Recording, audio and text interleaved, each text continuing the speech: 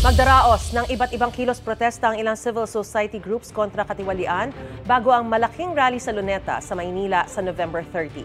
Ayon sa Koalisyong Kilosang Bayan kontra Kurakot, una riyan ang Black Friday protest ng mga estudyante, grupo ng mga mangingisda at health workers bukas. May mga aktibidad din sa iba't ibang lugar sa November 22, 25, 28 at 29.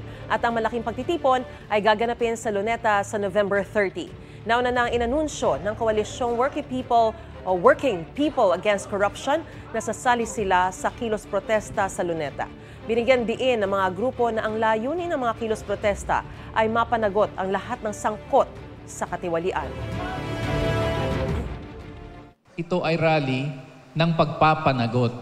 So yung mga pupunta doon na ang linya nila, depensahan si BBM, bring him home, protektahan si Sara, medyo you will feel very awkward at siguro wag na kayong pumunta. Nabuo po ang WAPAC dahil hindi na masikmura ng mga manggagawa ang kasalukuyang pagpapahirap. Nananawagan po ang grupo na ito sa dalawang grupo na nag-aaway ngayon, Marcos Duterte, na mag-resign sila parehas upang bigyan ng puwang ang gobyernong para sa mamamayan.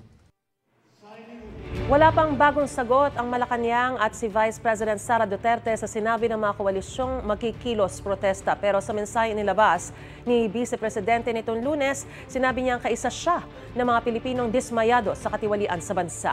Ang Malacanang nauna nang sinabi na minomonitor ng Pangulo ang mga kilos protesta at handa raw makinig sa hinaing ng publiko. Gusto mo bang mauna sa mga balita?